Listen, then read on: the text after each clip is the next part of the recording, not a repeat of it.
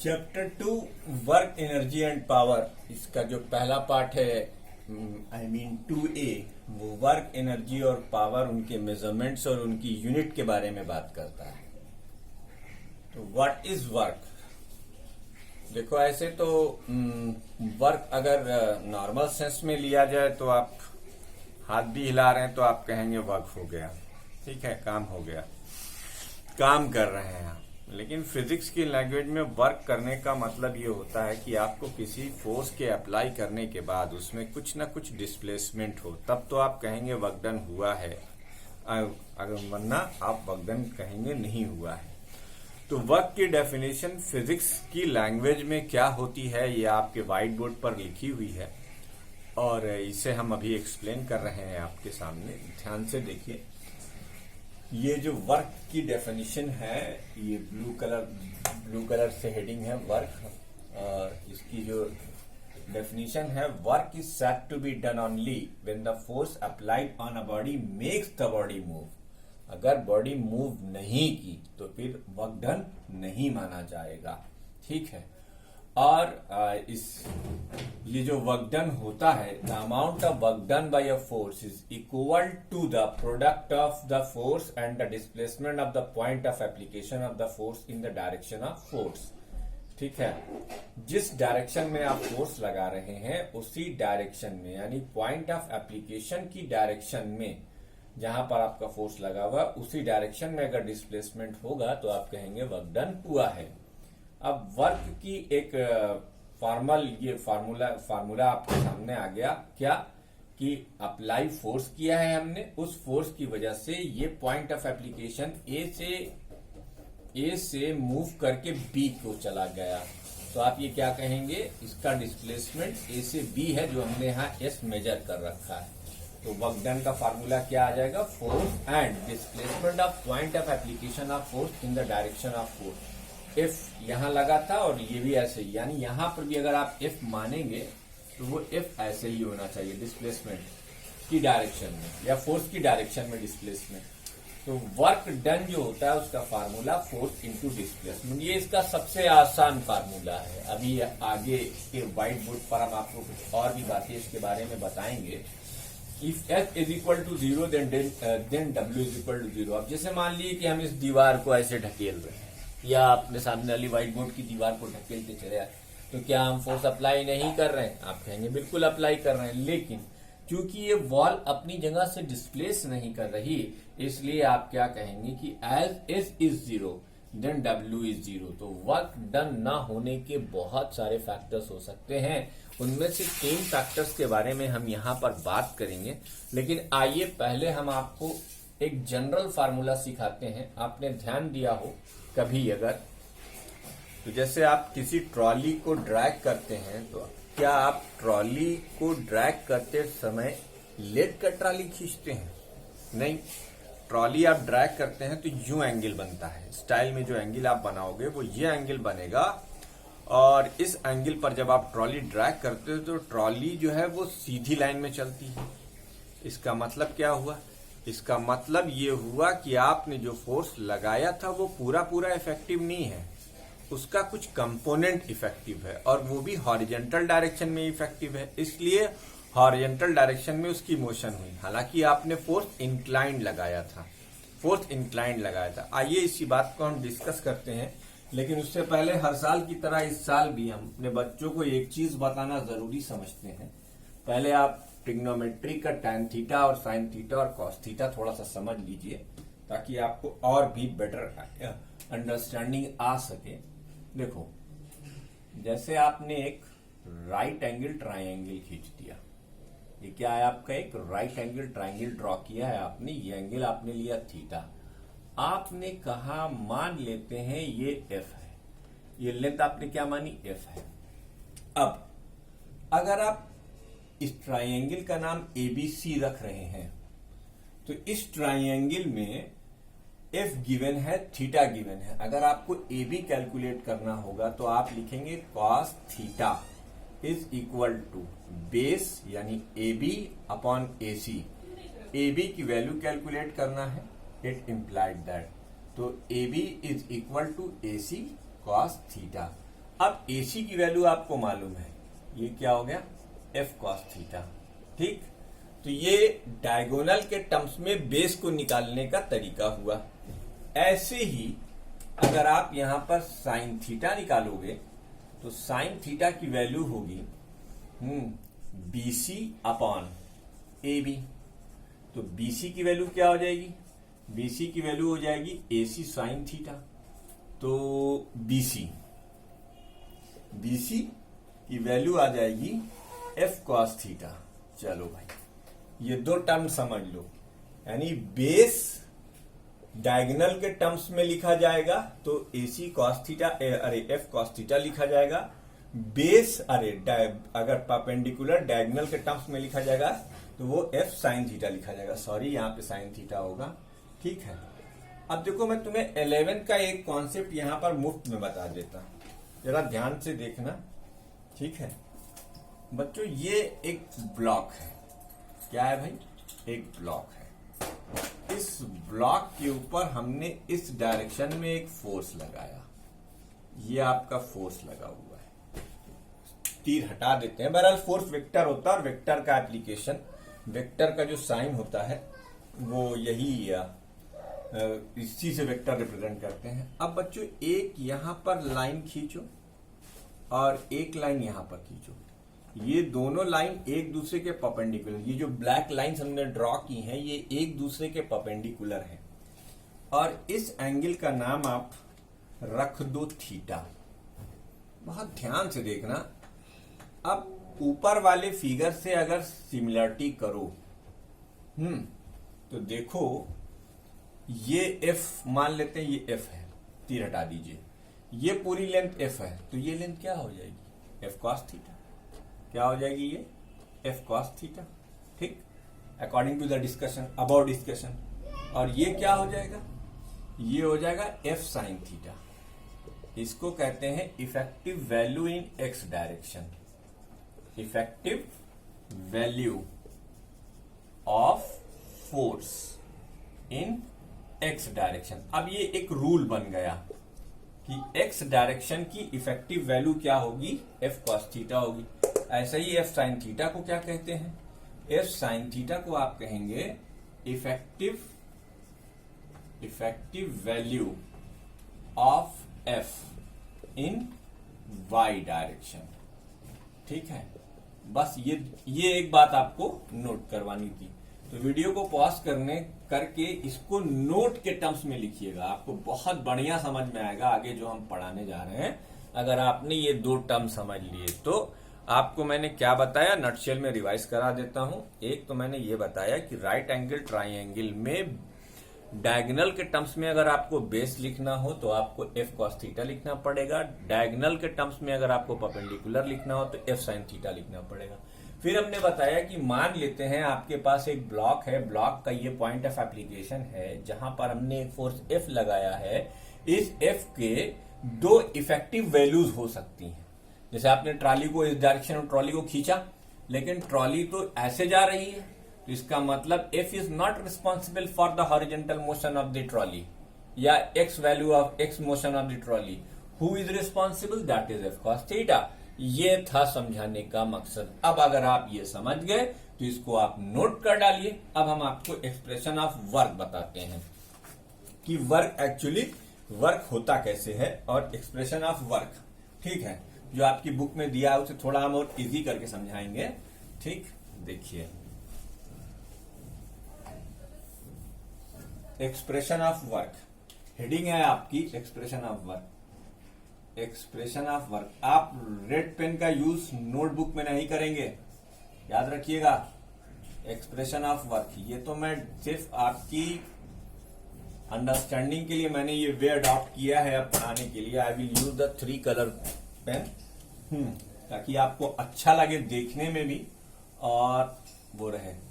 तो बेटा इसका एक फार्मूला ये हो सकता है, वर्क डन। पहले फार्मूला लिख दो, work done force into displacement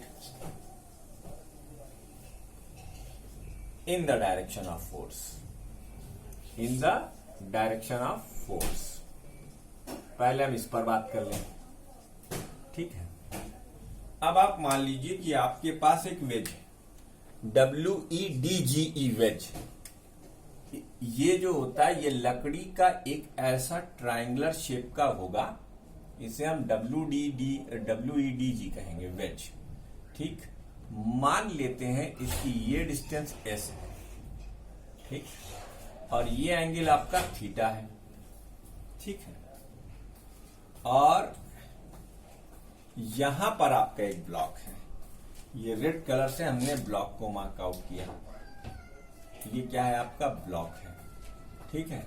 इस ब्लॉक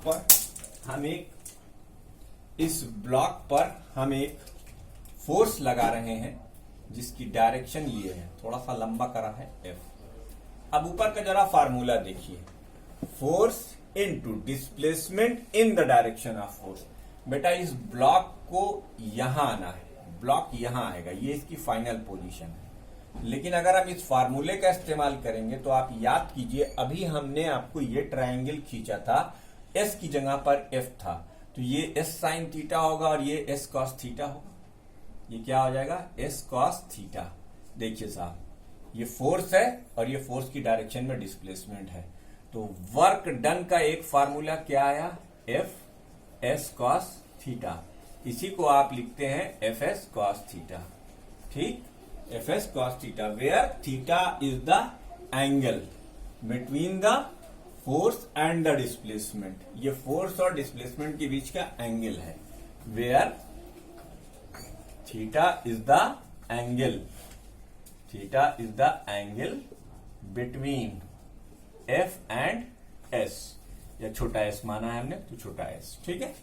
एक फार्मूला तो वर्क डन का ये हो गया।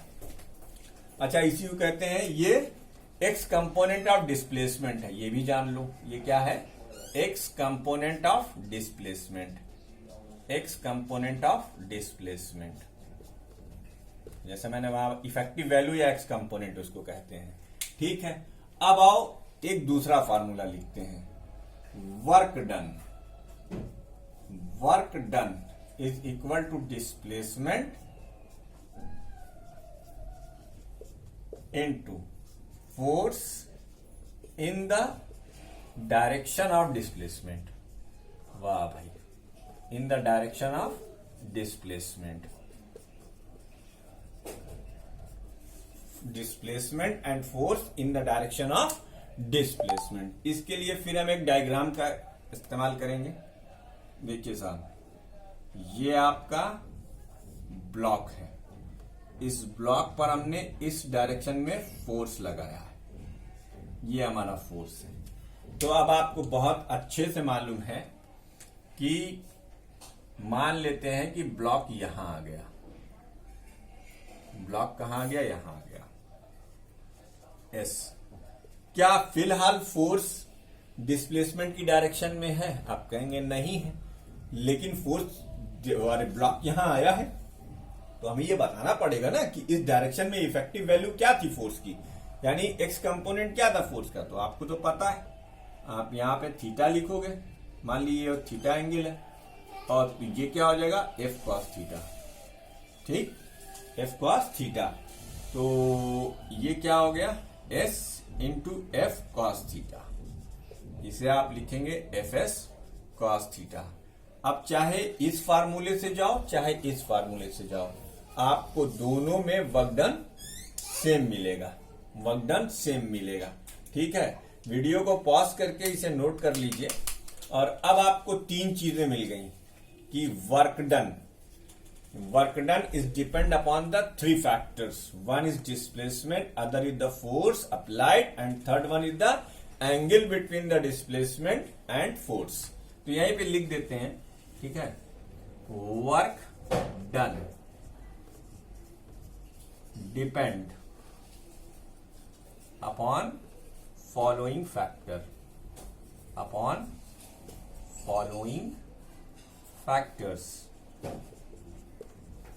नंबर 1 क्या है भाई, अप्लाइड फोर्स, अगर ये 0 तब भी work done 0, applied force. Number 2 displacement, और number 3 angle between F and S, angle between F and S. Video को पॉज करके एक्सप्रेशन ऑफ वर्क के ये 2 फार्मूले भी आप नोट कर लीजिए, ठीक है।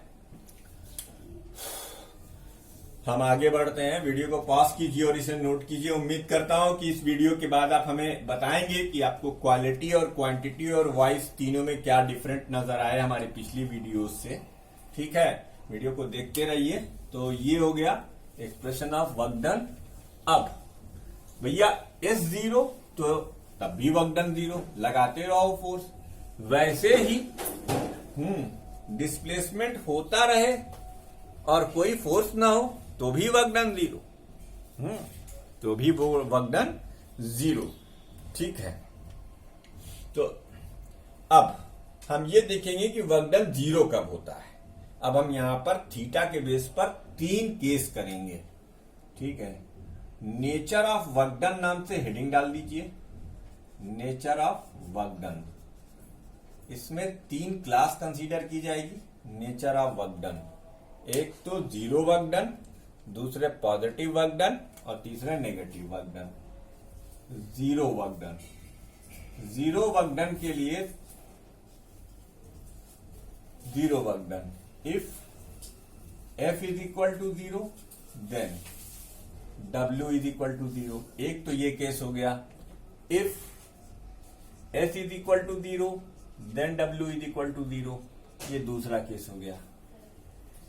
Think about the third possibility which is our point of concern here. ये दोनों तो बहुत क्लियर है, ये दोनों बातें तो बहुत साफ साफ है कि भाई अगर आपने F की वैल्यू 0 की, अरे जब आप फोर्स ही नहीं लगाओगे तो काम कहां से होगा। या आप फोर्स लगा रहे हैं लेकिन बॉडी डिस्प्लेस भी नहीं हो रही है तो भी काम नहीं होगा। तो ये दोनों तो क्वाइट ऑब्वियस थे, लेकिन मैंने आपको यहां पर मेंशन करना जरूरी समझा। जो हमारा पॉइंट ऑफ इंटरेस्ट है वो ये कि फोर्स भी लगे और डिस्प्लेसमेंट भी हो, लेकिन तब भी वर्क डन ना, तब भी वर्क डन 0 हो। ऐसा कब होगा? तो अब आपको लिखना पड़ेगा we know that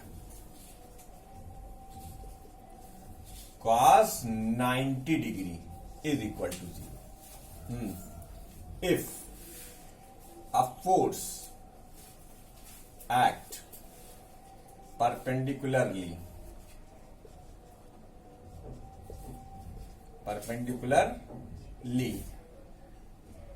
to an object, then there will be displacement, there may be displacement हो सकता है, there may be डिस्प्लेसमेंट। इसका क्या मतलब हुआ कि neither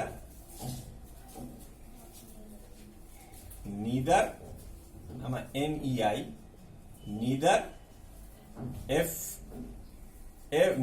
F0 F is 0 nor S is 0 ना F0 है ना S0 है। बात समझिएगा, न F0 है न S0 है, but W is equal to FS cos 90 degree, तब वर्क डन 0 हो गया। क्यों वर्क डन 0 हो गया? क्योंकि cos 90 की वैल्यू 0 है। जैसे देखिए एक बॉल क्वाइट नेचुरल है, इसके ऊपर एक फोर्स काम करेगा mg, इसे आप वेट कहते हैं। ये मैं आपको 9th में पढ़ा भी चुका हूं। इसे फोर्स ऑफ ग्रेविटी भी कहते हैं। क्या कहते हैं? Force of gravity. अब इस ग्रेविटी के फोर्स की वजह से ऑब्जेक्ट मान लीजिए ग्राउंड पर आता है h हाइट कवर करके, यहां ये इसकी फाइनल पोजीशन है, ठीक। ये हाइट कितनी चल रहा है? h। अब एक बात बताओ, डिस्प्लेसमेंट और फोर्स दोनों की डायरेक्शन में कोई वो नहीं है, मतलब एंगल नहीं है। तो W की वैल्यू आप क्या लिखोगे? mg into h into cos 0 degree. तो ये 0 हो गया। तो work done by the gravity is 0, ठीक है। अब देखो, जैसे एक पोर्टर है, एक पोर्टर है, ये पोर्टर अपने सर पर एक बक्सा लेके चलता है। इस बक्से का वेट mg नीचे काम करेगा। पोर्टर मान लो s डिस्प्लेसमेंट चलता है, कितना s डिस्प्लेसमेंट, ठीक है। तो आप w की वैल्यू लिखोगे mg into s into cos 90 degree, क्योंकि बेटा s और mg के बीच का एंगल कितना है, 90 डिग्री है, तो ये भी क्या हो जाएगा, 0 हो जाएगा। तो फिजिक्स की लैंग्वेज में पोर्टर कोई काम नहीं करता, ठीक है। जीरो वर्क डन का तीसरा एग्जांपल, वीडियो को पॉज कर इसे नोट कर लीजिए। तीसरा एग्जांपल इंपॉर्टेंट है कि फोर्स लगा रहे हो, डिस्प्लेसमेंट भी हो रहा है, लेकिन फिर भी वर्क डन 0 है। इसकी यही एक कंडीशन हो सकती है कि अप्लाइड फोर्स आपका अप्लाइड फोर्स जो है वो परपेंडिकुलर टू डिस्प्लेसमेंट हो जाए। तो आपने नोट कर लिया होगा। अब देखो, जैसे कि आपने एक पॉइंट से एक स्ट्रिंग को टाइट किया है और इससे एक स्टोन बांध दिया है, ये टेंशन है, ठीक, और ये एक सर्कुलर पाथ पर चक्कर लगा रही है, ठीक। तो वर्क डन क्या हो जाएगा, किसी भी इंस्टेंट पर आप एंगल मेजर करोगे डिस्प्लेसमेंट और उसका, इवन कि यहां भी मेजर करोगे तो हर इंस्टेंट पर एंगल 90 डिग्री ही दिखाई देगा। तो टेंशन और डिस्प्लेसमेंट 90 डिग्री। तो work done by tension in rotating object is 0। इसी तरीके से जब अर्थ सन के चारों तरफ रिवॉल्व करती है तो work done by force of gravity is 0। A lot of examples are there where the work done is 0। Even there is a applied force, even there is a applied force, even there is a displacement, but work done is 0. What is the case?